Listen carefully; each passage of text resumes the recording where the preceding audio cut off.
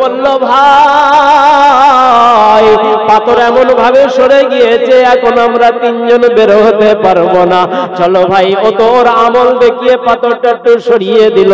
আমাদের দুজন আর আমল দেখাই। একজন বলে ভাই কি আমল দেখাবো বল, জিন্দেগিতে এমন কোন আমল নাই যেটা খোদার কাছে পেশ করবো।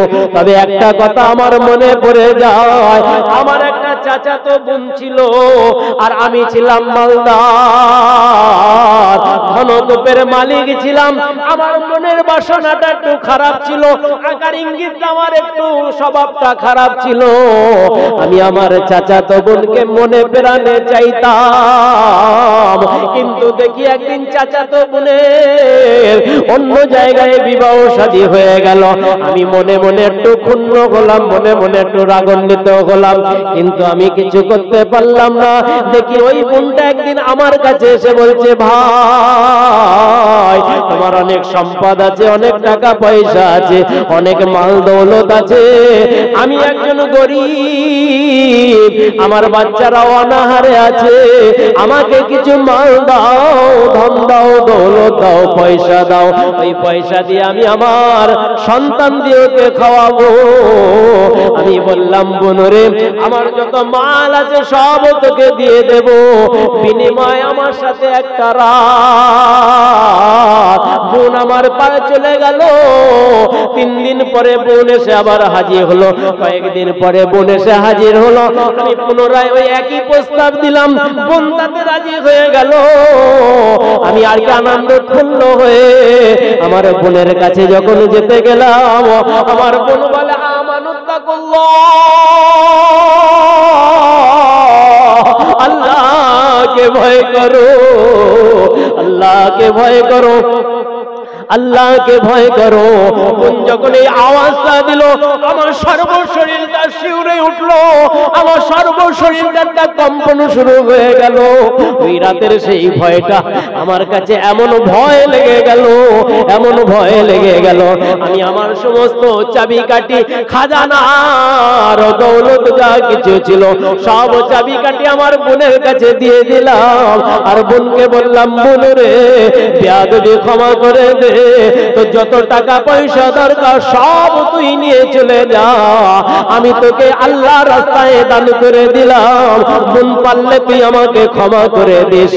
ওই দিনের ইবাদত, ওই দিনের আমল আল্লাহ পাক যদি আপনি কবুল করে থাকেন, এই পাহাড়ের গুহার পাথরটা একটুখানি সরিয়ে দেন। 3 জন মিলে বিসমিল্লাহির রহমানির রহিম বলে ঠেলা দিলেন, একটুখানি সরে গেল, সরে গেল। কিন্তু যতটা সরল 3 জন বার হওয়ার মতন নয়, 3 জন বার হওয়ার মতন নয়। 2 জনা তো ছাড় পেল। আর একজন বলছে ভাই তোমার যদি কোনো আমল থাকে আমলটা পেশ করো, আল্লাহর কাছে পেশ করো। শোনা চাঁদগানি কোন আল্লাহওয়ালা ভাইরা, এমন কি আমল আমরা করেছি, আমাদের জিন্দগিতে কি এমন আমল আছে যেটা আল্লাহর দরবারে তুলবেন, আল্লাহর কাছে দেখাবেন, আল্লাহর কাছে বলবেন যে এই আমলটা আমার আছে, এই আমলের জন্য আল্লাহ তুমি আমাকে পার করে দাও।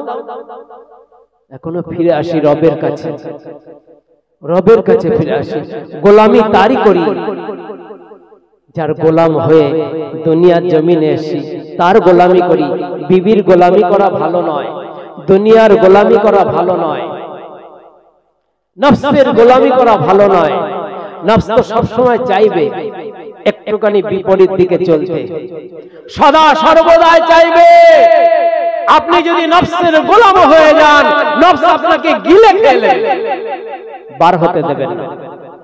নফস যা চাইবে তার বিপরীতে আপনাকে হাঁটতে হবে। রব চাই জিন্দেগি করতে হবে, মন চাই জিন্দেগি করলে চলবে না। যে আমার রব এখন এই সময় কি চাচ্ছে সেইটার দিকে আপনাকে তাকাতে হবে, সেইটার দিকে চলতে হবে, সেই মোতাবিক চলতে হবে, যাতে আমার রব যেন খুশি হয়ে যায়।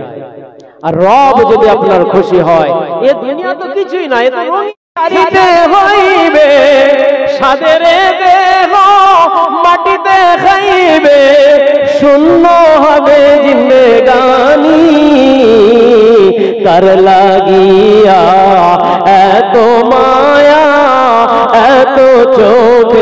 পানি রে মন কার লাগিয়া এত মায়া এত চোখের পানি সন্ধ্যা হলে ডুবিবে বেলা। এ বাবা সন্ধ্যা হলে বেলা ডুববে কি ডুববে না? হ্যাঁ, আমার আপনার শেষ লীলা জমিনের কবরের খোরাক হবে কি হবে না?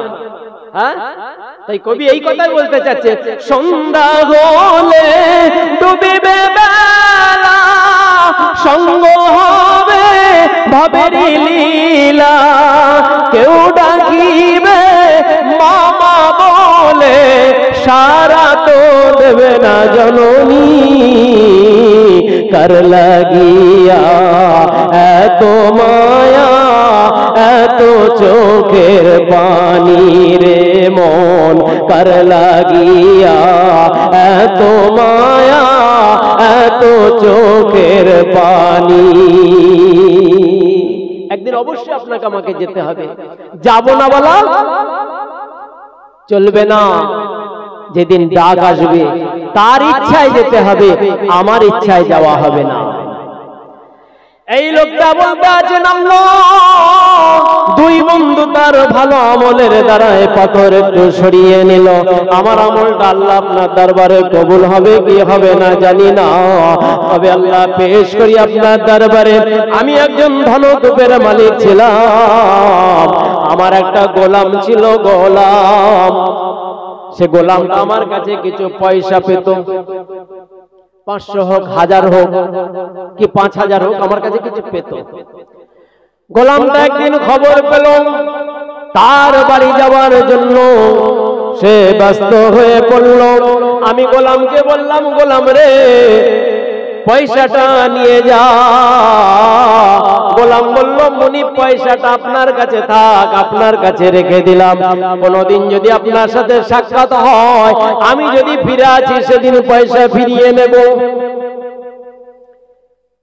মুনিব কি করলো, সেই 5000 কি 1000 কি 500 টাকায় কিছু ছাগল কিনলো। ছাগল মুনিব তার রাখালকে দিয়ে চড়াতে শুরু করলো। কয়েক বছর যাওয়ার পরে একদিন গোলাম ফিরে এসেছে, এসে বলছে, মুনিব আপনি আমাকে চিনতে পারছেন? বলছে, হ্যাঁ চিনতে পারছি। বলছে, আমি সেই গোলাম, আমার যে পয়সা আমানত আপনার কাছে ছিল সেটা আপনি আমাকে ফিরিয়ে দিন, আমি টাকাটা নিতে এসেছি। মুনিব বলল, ওই যে খামার বাড়ি যে ছাগলগুলো দেখতে পাচ্ছ, এই সমস্ত ছাগলগুলো তুমি নিয়ে চলে যাও।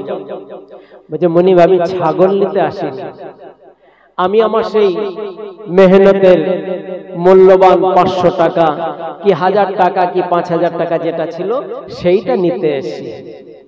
মুনিব বলছে, গোলাম তোমার বিনা ইজাজতে তোমার পয়সাটা নিয়ে আমি কয়েকটা ছাগল কিনেছিলাম, আর এই নিয়েই কিনেছিলাম আমার গোলাম গরিব, আমার গোলাম গরিব মানুষ, সে অদূর ভবিষ্যৎ যদি কোনোদিন আসে আমি আমার এই ছাগলগুলো তাকে সব দিয়ে দেব। কয়েক হাজার ছাগল হয়ে গিয়েছে, কয়েক হাজার। গোলাম বিশ্বাস করতে পারছে না। মুনিব চাবিকাঠি দিয়ে দিলেন আর বললেন, সব তুমি নিয়ে যাও। গোলাম ছাগল নিয়ে চলে যাচ্ছেন, এক পা দু পা করে যায়, মুনিবের দিকে তাকায়। মুনিব বলে, গোলাম রে ওই মালের উপরে আমার কোনো লোভ নাই। ওরে গোলাম সব মাল তোমার, সব তুমি নিয়ে যাও। সেই দিন গোলাম মালগুলো নিয়ে গেল, আমি গোলামের মাল বুঝিয়ে দিতে পারলাম। আল্লাহ সেদিন আমার অন্তরে এক ফোঁটা লোভ আসে নাই। আল্লাহ এই আমল যদি আপনার দরবারে কবুল হয়ে যায়, পাহাড়ের পাথরটাকে একটু সরিয়ে দিন। বিসমিল্লাহির রহমানির রহিম বলে 3 জন ঠেলা দিলেন, পাহাড়ের পাথর সরে গেল। আর 3 বন্ধু মিলে বেরিয়ে আসলে একবার বলা যাবে না সুবহানাল্লাহ। ভালো কাজ করলে ভালো ফল পাবেন, খারাপ কাজ করলে খারাপ ফল পাবেন। আপনি যেটা করবেন সেটাই পাবেন, তার বেশি কিছু পাবেন না। আল্লাহ পাক রব্বুল আলামিন বলেন, ফামাইয়ামাল মিসকাল যাররাতিন খায়রান ইয়ারা ওয়া মাইয়ামাল মিসকাল যাররাতিন শাররান ইয়ারা। যে যারা কিঞ্চিত পরিমাণ যদি সৎ কাজ করে থাকে তার প্রতিদান সে অবশ্যই অবশ্যই পাবে। আর কেউ যদি অসৎ কাজ করে থাকে, খারাপ কাজ করে থাকে, তার প্রতিদান অবশ্যই সে পাবে, তার হয়ে কেউ প্রতিদান নেবে না। যেদিন আপনাকে আমাকে দুনিয়ার জমিন ছাড়তে হবে, এমন একটা দিন হবে এই দুনিয়াটা যেদিন খান হয়ে যাবে, পাহাড়গুলো রুয়ের মতন উঠতে থাকবে, আর 70 গজ জমিনের নিচের জিনিসগুলো জমিনের ওপরে চলে আসবে, ওপরের জিনিসগুলো নিচে চলে যাবে। সেদিনকার নাম হবে কিয়ামত। আল্লাহ পাক রব্বুল আলামিন বলেন, ইযা যুলজিলাতিল আরদু জিলজালাহা ওয়া আখরাজাতিল আরদু আসকালাহা ওয়া ক্বালাল ইনসানু মা লাহা إذا السماء انفطرت وإذا الكواكب انتثرت وإذا البحار فجرت وإذا القبور بعثرت। যেদিন এই দুনিয়ার জমিনটা ভূকম্পিত আরম্ভ হয়ে যাবে, ও সোনার চাঁদগানিগুলো আল্লাহ ওয়ালা ভাইরা, সেদিন আর করার কিছু থাকবে না। মানুষগুলো এই প্রান্ত থেকে ও প্রান্তর দিওয়ানার মতন হয়ে ছোটাছুটি করতে থাকবে। মানুষগুলো ছোটাছুটি করবে আর বলবে লিউরাও আমালাহুম, আমাদের সেই আমলনামাটা কোথায় যেটা আমরা করেছিলাম। তারা সেই আমলনামা দেখার জন্য কিয়ামতের ময়দানে প্রান্ত থেকে প্রান্তরে ছোটাছুটি করবে। আল্লাহ পাক রব্বুল আলামিন কিরামান কাতিবিন ইয়ালামুনা মা তাফআলুন ইন্নাল আবরারা লাফি নাঈম ওয়া ইন্নাল ফুজ্জারা লাফি জাহিম। কিরামান কাতিবিন সেদিন আমলনামাগুলো হাওয়ায় উড়িয়ে দেবে। ডানা হাতে আমলনামাকারী ডানা হাতে পাবে, বাঁ হাতে আমলনামাকারী বাঁ হাতে পাবে। সেদিন আল্লাহ পাক রব্বুল আলামিন কারোর উপরে জুলুম করবেন না। মানুষগুলো সেদিন আমলনামা দেখবে আর এই কথা বলতে থাকবে তারা কিয়ামতের ময়দানে, মালি হাযাল কিতাব, আল্লাহ কোন কিতাব আমাদের হাতে দেওয়া হলো? আল্লাহ এই কিতাবটার নাম কি জানতে পারলাম না। আল্লাহ এই কিতাবটার নাম কি? আল্লাহ পাক রব্বুল আলামিন বলবেন, বান্দারে ওই কিতাবটার নাম হলো আমলনামা। কি নাম বলো? আমলনামা। ময়দানে মহাশরে আপনার আমল আপনার কাছে দেওয়া হবে। আপনার বদ আমল আপনার কাছে থাকবে, আপনার সৎ আমল আপনার কাছে থাকবে। সেদিন আপনার হাতেই দেওয়া হবে আর আপনাকে দিয়ে আল্লাহ পড়াবেন, অন্য কাউকে দিয়ে পড়াবেন না। মানুষগুলো সেই আমলনামা পাওয়ার পরে মানুষগুলো বলবে, মালি হাযাল কিতাব, আল্লাহ কোন কিতাব? লা ইউগাদিরু সাগীরাতাও ওয়ালা কাবীরাতান ইল্লা আহসাহা। ছোট থেকে ছোট গুনাহ করেছি, বড় থেকে বড় গুনাহ করেছি, সব কিছু এর ভিতরে লেখা আছে, বিন্দু মাত্র কোনটা বাদ যায় না।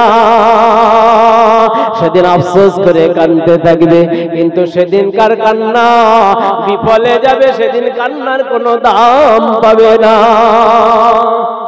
সেদিন কান্নার কোনো দাম আসবে না। কিন্তু দুনিয়া জমিনে কিছু মানুষ এই আশায় বসে থাকে যে হয়তো বা কোন ব্যক্তিকে আমরা ভালোবাসি, কাউকে মহাব্বত করি, সে আমার হয়ে শাফাআত সুপারিশ করে দেবে। সোনার চাঁদ জ্ঞানীগুণী আল্লাহওয়ালা ভাইরা, ইব্রাহিম আলাইহিস সালাতু সালাম তার আম্মা মায়ের জন্য বলতে পারবে না।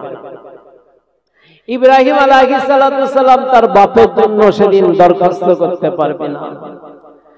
আদম আলাইহিস সালাতু সালাম ইহা থেকে মাথা হেট করে দাঁড়িয়ে থাকবে। মানুষগুলো পেরেশান। কে কিয়ামতের ময়দানে, কিয়ামতের ময়দানটা সূর্য যেদিন দুনিয়ার জমিনেতে সে খান খান হয়ে যাবে, তারকা রাজিগুলো ছড়িয়ে ছড়িয়ে ছিটিয়ে ছিটিয়ে পড়ে যাবে, আর সূর্য মাথার উপরে যেদিন থাকবে জমিন পুরো তামা হয়ে যাবে, মাথার ঘেনু টকবক করে ফুটতে থাকবে, কারোর কান দিয়ে, কারোর নাক দিয়ে, কারোর গাল দিয়ে হু হু করে বার হতে থাকবে। সেদিন মানুষগুলো পেরেশান, কে আমাদের হয়ে একটু গাইবে, কে আমাদের হয়ে একটু শাফাআত করবে, সুপারিশ করবে। সেদিন কাউকে পাবে না, কেউ থাকবে না। দুনিয়ায় বিপদে পড়েছেন, সহানুভূতি পাবেন। দুনিয়ায় কোনো কিছু হয়েছে, আপনি পাশে লোক পাবেন। আপনার বাড়ি যদি কিছু হয়, মহল্লাবাসী ছুটে গিয়ে আপনাকে হেল্প করবে। কিন্তু কিয়ামতের ময়দানে আপনাকে কেউ পাশে পাবেন না। ইয়া তাকে নবীরা তার বিবিদের জন্য বলতে পারবে না, নবীরা বেটাদের জন্য বলবে না। আর আমি আপনি শাফাআত ও সুপারিশের আশা যদি রাখি, এই ধারণাটা আমাদের ভুল হবে, এই ধারণাটা আমাদের রাখা যাবে না।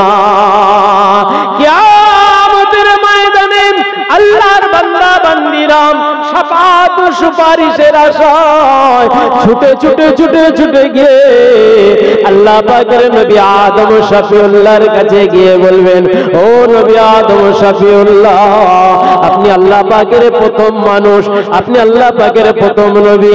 আল্লাহ পাক রব্বুল আলামিন আপনাকে প্রথম বানিয়েছেন, আল্লাহ আপনাকে প্রথমেই সৃষ্টি করেছেন, আপনি জামানার প্রথম নবী।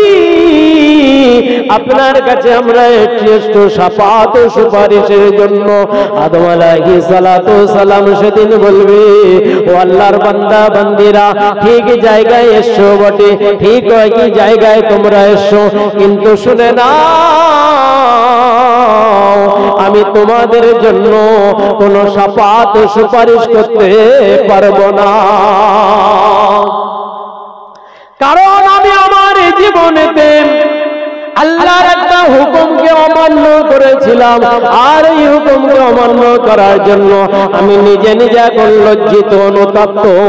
তাই আমি জানি আল্লাহ আমার কাছে যদি কৈফিয়ত চায়, আজকে আমি আদম এই ময়দানে মহাশরে ছুট পাবো না।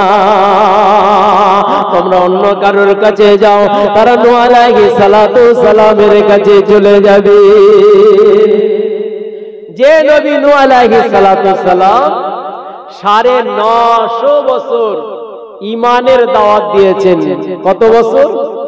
কত বছর? 950 বছর ঈমানের দাওয়াত দিয়েছেন। ফলে কি হয়েছে? 70 থেকে 72 জন, কয়জন বলো? 70 থেকে 72 জন ঈমান এনেছে, আর বাকি হয়নি। নূহ আলাইহিস সালাতু সালাম রেগে গিয়ে আল্লাহর কাছে বলছেন, আল্লাহ, কোন মানুষ আপনি বানিয়েছেন? আপনি যাদেরকে সৃষ্টির সেরা বানালেন তাদের কাছে দাওয়াত নিয়ে গেলাম, আর তারা আপনাকে একত্ববাদের স্বীকারোক্তি দিল না। আল্লাহ, তুমি একটা ধ্বংসের ব্যবস্থা করো। নূহ আলাইহিস সালাতু সালামকে বললেন, ঠিক আছে, তুমি যখন চাচ্ছ তাহলে তুমি এক কাজ করো, আমি অবশ্যই ধ্বংসের ব্যবস্থা করে দেবো, তুমি একটা নৌকো বানাও, নৌকো। আমার এই কথাটা বলার উদ্দেশ্য হচ্ছে, নূহ আলাইহিস সালাতু সালামের সম্মুখে তার বেটা থাকবে, বিবি থাকবে। সেদিন সেই বেটার জন্য, বিবির জন্য একবারও মাথা তুলে জবানে ইকরার করতে পারবে না। নূহ আলাইহিস সালাতু সালাম নৌকো বানালেন 3 তলা। কয় তলা? কিস্তি বানালেন 3 তলা। এক তলার উপরে আপনার পশু পাখিদের রাখলেন, আর এক তলার উপরে ঈমানদারদের রেখে দিলেন। কিন্তু সর্বপ্রথম নূহ আলাইহিস সালাতু সালামের নৌকে যে উঠতে যাচ্ছে, নূহ আলাইহিস সালাতু সালাম বললেন, আল্লাহ, যেদিন আমার নৌকোটা প্রথম চলবে, যেদিন নৌকোয় সবাইকে তুলে নেব, তার একটা নমুনা কি হবে? বলছে, আপনার বিবির উনুনের থেকে দেখবেন পানি বার হবে। এই উনুনটা আপনার আমার বিবিদের নয়, এই উনুনটা আম্মা জান হাওয়ার ছিল, নূহ আলাইহিস সালাতু সালামের বিবি পেয়েছিল। তা সেই উনুন থেকে যখন পানি বার হলো, বিবি বলছে, দেখো জ্বলন্ত উনুন থেকে টকবক করে পানি বার হচ্ছে। নূহ আলাইহিস সালাতু সালাম ছুটে বার হয়ে কিস্তির কাছে গেল। বলছে, আল্লাহ, আমার কিস্তিতে সর্বপ্রথম কে উঠবে? বলছে, দাঁড়াও, এক্ষুনি পাঠাচ্ছি। সর্বপ্রথম কিস্তিতে যে উঠেছে সে হলো পিঁপড়ে। কি বলো? পিঁপড়ে। নূহ আলাইহিস সালাতু সালাম বলেন, আল্লাহ এত শখ করে কিস্তি বানালাম, নৌকা বানালাম, আর আপনি এই পিঁপড়েকে দিয়ে উদ্বোধন করাচ্ছেন? পিঁপড়ের কি কাজ পিঁপড়েকে দিয়ে? বলছে নূহ, আমি যা জানি তুমি তা জানো না। পিঁপড়েকে তুলে লাও। তুলতে বলছি, তুলে লাও। পিঁপড়েকে তুলে নিলে এরপরে বলছে আল্লাহ এরপরে কাকে তুলবে? এরপরে তুলছে, বলছে দাঁড়াও আমি পাঠাচ্ছি। ওই দড়ি দিয়ে পেজ দিয়ে মতন একটা জিনিস, কি নাম বলো? সাপ। সাপ, বিশাল বড় একটা সাপ। নূহ আলাইহিস সালাতু সালাম বলছেন, আল্লাহ আমি সবথেকে বেশি ভয় পাই সাপকে, আর আপনি সাপ কি পাঠাচ্ছেন? তুলে লাও ওকে, তুলে লাও। তুলে নিলেন। সিংহকে তুলে নিলেন। লাস্টে যে এই নৌকায় উঠছে তার নাম হলো গাধা। কি নাম বলো? গাধা। গাধা। অনেকে বলে না তুই যে একটা গাধা নাকি? হ্যাঁ, তুই কি গাধা? গাধা হাফ উঠেছে আর হাফ উঠে নাই। নূহ আলাইহিস সালাতু সালাম বলছেন, রে গাধা, আমার তো নৌকায় জায়গা কম নাই, তুই দুই পা তুলেছিস আর পিছনের পাটা কি হ্যাঁ নৌকার কিনারায় রেখে দিয়ে তোর পিছনটা বাইরে রেখেছিস কেন? গাধা বলছে নূহ আলাইহিস সালাতু সালামকে, আল্লাহর নবী নূহ, আমার দোষ নয়, আমার দোষ নয়, আপনি একটু আমার পিছনটায় আসুন তাহলে বুঝতে পারবেন। গাধা বলছে আমার পিছনটায় আসুন, আমার ল্যাজ দেখুন, ল্যাজ। তোর ল্যাজ দেখে কি করবো? আসুন না একবার পিছনে। ল্যাজে একজনা ঝুলে আছে। কে ঝুলে আছে বলো? ল্যাজে একজনা ঝুলে আছে। গাধা বলছে নূহ আলাইহিস সালাতু সালামকে, আয় আল্লাহর নবী নূহ, যে ঝুলে আছে তাকে আমি ভিতরে ভরবো না বাইরে রাখবো? যিনি ঝুলে আছেন তিনি শয়তানের সম্রাট, শয়তান। বলছে আল্লাহ এটাকে কেন আমার নৌকায় তোলার কথা বলছে? বলছে নূহ, ওকে তুলে লাও, কারণ আমি ওর সাথে ওয়াদাবদ্ধ হয়েছি, ওকে কিয়ামত অবধি জীবিত রাখবো। কি রাখবো বলো? কিয়ামত অবধি জীবিত রাখবো, ওকে তুলে লাও সঙ্গে। তাহলে দেখুন নূহ কিস্তি বানালো, আর শয়তান পর্যন্ত নূহ আলাইহিস সালাতু সালামের কিস্তিতে জায়গা পেল। তাহলে সোনার চাঁদ জ্ঞানীগুণী আল্লাহ ওয়ালা ভাইরা, এখান থেকে আপনার একটা শিক্ষা যেটা আমি নিতে চাচ্ছি, যে জল পানি বাড়তে বাড়তে বাড়তে বাড়তে যদি পর্বত যেটা পাহাড় টপকে গেল, নূহ আলাইহিস সালাতু সালামের কিস্তি 40 দিন এখন ভাসতে চলেছে। নূহ বলে, ওরে আমার বেটা কেনান রে, ও আমার বেটা, আয় আমার বিবি তাড়াতাড়ি করে আমার নৌকায় চলে এসো। বেটা বলে, আব্বা জান, আপনার খোদার নাউযুবিল্লাহ এত বড় ক্ষমতা হবে না, আমি এই পর্বতের চূড়ায় উঠে যাব, আমার এই পর্বত থেকে ডুবিয়ে মারবে।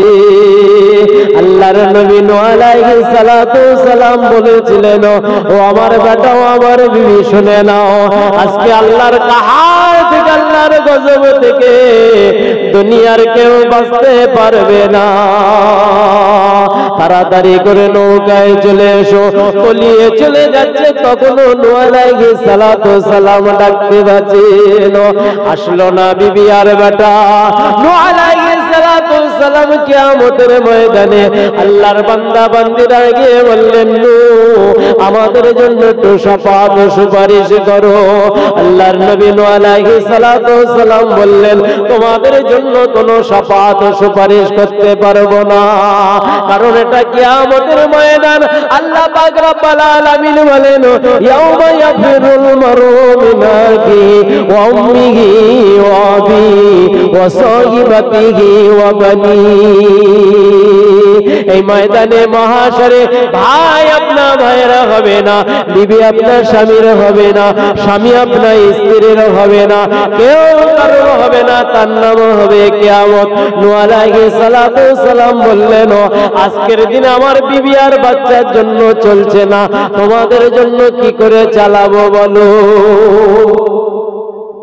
তাহলে এই দুনিয়ার জমিনেতে কিছু মূর্খ আছে, কিছু গন্ড মূর্খ আছে, গাধা মার্কা কিছু নেতা আছে যারা বলে আমাদের সঙ্গে থাকো, সেদিন তোমাদের কোনো চিন্তা নাই, আমরা তোমাদেরকে পার করে দেব, আমরা তোমাদের হয়ে শাফাআত করে দেব, সুপারিশ করে দেব। আল্লাহ পাক রব্বুল আলামিন সেদিনকে বলবেন ইয়াউমা নাদউ কুল্লা উনাসিন বিইমামিহিম ফামান উতিয়া কিতাবাহু বিয়ামিনিহি ফাউলাইকা ইয়াকরাউনা কিতাবাহুম ওয়ালা ইযলামুনা ফাতিলা। কোরআন মাজিদের পারা নাম্বার 15 সূরা নাম বনি ইসরাইল আয়াত নাম্বার 72 ডান দিকের পৃষ্ঠার 2টি লাইন আল্লাহ পাক রব্বুল আলামিন বলেন কিয়ামতের ময়দানে আমি সবাইকে তুলবো, তাদের আপন আপন নেতাদের সঙ্গে সেদিনকে তুলবো। নেতারা সেদিনকে আমি তাদের তুলবো, কারোর আমলনামাটা ডান হাতে দেব, কারো আমলনামাটা বাঁ হাতে দেব, কারোর উপরে আমি বিন্দুমাত্র জুলুম করব না। সবাইকে না নূহ আলাইহিস সালাম যখন শাফাআত করলেন না, সুপারিশ করলেন না, তারা এবার ভেবেছে কার কাছে যাব, কোথায় গেলে শাফাআত পাবো, সুপারিশ পাবো। মনে মনে একটা সলামারো মাশওয়ারা করে নিয়ে আল্লাহর বান্দা বান্দিরা যুক্তি পরামর্শ করে নিয়ে বলল চলো, যার বাপ ছিল না নবী হয়েছে, যে বিনা বাপে জন্মগ্রহণ করেছে, আল্লাহ হয়তো তাকে ভালোবাসে, চলো তার কাছে যাই। যারা ঈসাইরা খ্রিস্টানরা যাদেরকে খোদার বেটা বলে মানে নাউজুবিল্লাহ, চলো ওই নবীর কাছে গেলে অবশ্যই শাফাআত পাবো, সুপারিশ পাবো। ঈসা আলাইহিস সালামের কাছে ছুটে যাবে, তারা বলবে আল্লাহ নবী ঈসা রুহুল্লাহ, আপনি আমাদের জন্য একটু শাফাআত করুন, আমাদের জন্য একটু সুপারিশ করুন। এই ময়দানে মাহশরে যেখানে বিবি আমাদের জন্য কথা বলে না, বাচ্চা আমাদের জন্য কথা বলে না, আমাদের কেউ কারো আমাদের সঙ্গে হয় না, আহারে কিয়ামতের জ্বালা যন্ত্রণা সহ্য করতে পারি না। সূর্যের তাপে মাথার এগুলো টকবক করে ফুটছে, মাথার এগুলো টকবক করে ফুটতে আছে। আল্লাহর নবী ঈসা, আপনি আল্লাহর কাছে একটু শাফাআত করুন, সুপারিশ করুন। আল্লাহ হয় আমাদের জান্নাতের ব্যবস্থা করে দেবে, না হয় আমাদের জাহান্নামের ব্যবস্থা করে দেবে। আল্লাহর নবী ঈসা আলাইহিস সালাম, আপনি আল্লাহর কাছে একটু শাফাআত করুন। হযরত ঈসা আলাইহিস সালাম বলবেন ও আল্লাহর বান্দা বান্দিরা, তোমরা ঠিক জায়গায় এসছো বটে, কিন্তু আমি তোমাদের জন্য শাফাআত ও সুপারিশ করতে পারবো না।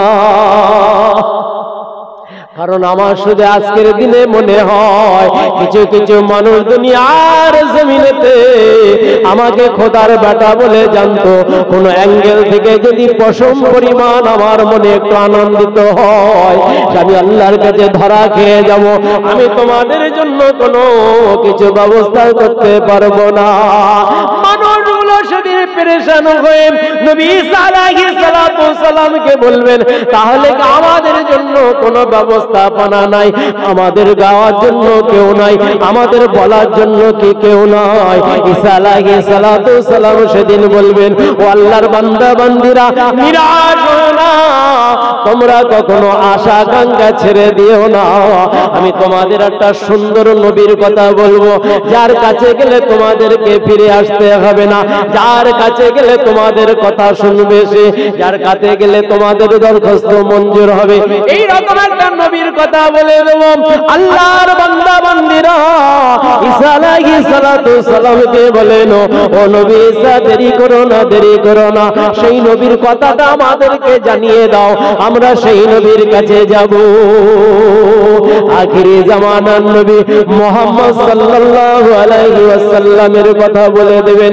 হযরত ঈসা আলাইহিস সালাম বলেন, ও আল্লাহর বান্দা বান্দিরা শোনো, এমন একজন নবীর কথা বলবো যিনি হচ্ছেন ইয়াতি মিন বাদি ইসমুহু আহমদ। আহমদ মোহাম্মদ যার নাম হবে তার কাছে তোমরা চলে যাও। আল্লাহর বান্দা বান্দীরা বলবে কিয়ামতের ময়দানে হাজার হাজার হাজার হাজার মোহাম্মদ পাওয়া যাবে, হাজার হাজার হাজার হাজার আহমদ পাওয়া যাবে, কিন্তু নবী মুহাম্মদ সাল্লাল্লাহু আলাইহি সাল্লামকে চিনব কি করে? এই সময় আল্লাহর বান্দারা কি যা জিজ্ঞাসা করবে, নবী ঈসা আলাইহিস সালাতু সালাম বলবেন দেখো সকলের কথা হবে নফসি নফসি। আল্লাহ আমার উপায় কি হবে, আমার উপায় কি হবে? নবীরা বলবে আল্লাহ আমার উপায় কি হবে? উম্মতেরা বলবে আল্লাহ আমার উপায় কি হবে? বান্দীরা বলবে আল্লাহ আমার উপায় কি হবে? বান্দারা বলবে আল্লাহ আমার উপায় কি হবে? কিন্তু এই নবীর ভাষাটা হবে আল্লাহ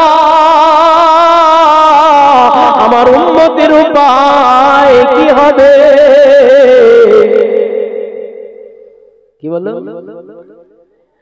এই নবী বলবে রব্বি হাবলি উম্মতি, রব্বি হাবলি উম্মতি।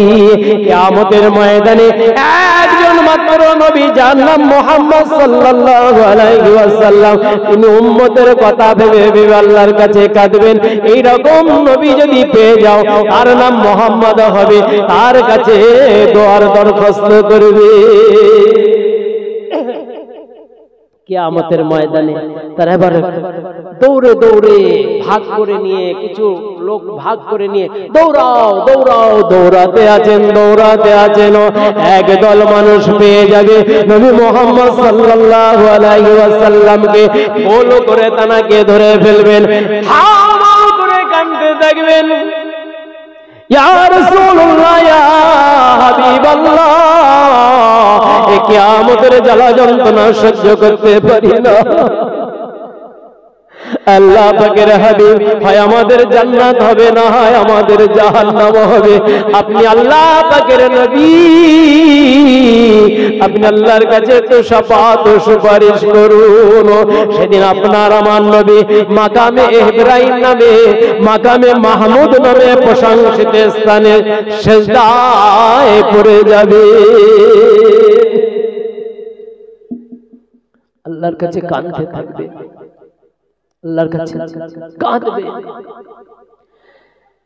নবী মুহাম্মদ রাসূলুল্লাহ সাল্লাল্লাহু আলাইহি ওয়াসাল্লামের কান্না দেখে আরশে মহল্লার খুঁটিগুলো দুলতে থাকবে। ময়দানে মহাশরে কান্নার রব দেখে নবী আল্লাহ পাক রব্বুল আলামিন বলবেন হাবিব আপনি কাঁদবেন না, আপনি বলুন আপনি কি চান, যা চাইবেন তাই হবে, আজকে যা বলবেন তাই হবে, যা আপনি ইরাদা করবেন তাই হবে, আপনি যা বলবেন আমি আল্লাহ সেটাকে কবুল করে নেব। নবী মুহাম্মদ সাল্লাল্লাহু আলাইহি ওয়াসাল্লাম বলবেন আল্লাহ আমার উম্মত উম্মতানি এত কমজোর, কিয়ামতের জ্বালা যন্ত্রণা সহ্য করতে পারে না, হয় আল্লাহ আপনি হিসাব নিকাশ শুরু করে দেন। সেদিন হিসাব নিকাশ শুরু হয়ে যাবে। নবী মুহাম্মদ রাসূলুল্লাহ সাল্লাল্লাহু আলাইহি ওয়াসাল্লাম শাফাআত করবেন, সুপারিশ করবেন, আপনার আমার হয়ে কাঁদবেন। তাহলে এমন একজন নবী আপনার আমার জন্য কাঁদবেন, সেই নবীর কথা শোনা যাবে। এ বাবা সেই নবীর কথা শোনা যাবে, সেই নবীর কথায় চলা যাবে, সেই নবীর কথায় আপনি আমি ইবাদত করব, করব না? করব ইনশাআল্লাহ। তাহলে আমরা যদি সেই নবীর কথায়, আমরা হলাম শ্রেষ্ঠ নবীর উম্মত। এই নবী আগে জান্নাতে যাবে, তারপর অন্য কোন নবীরা জান্নাতে যাওয়ার সুযোগ পাবে। এই নবীর উম্মত আগে জান্নাতে যাবে, তারপর অন্য কোন নবীর উম্মতরা জান্নাতে যাওয়ার সুযোগ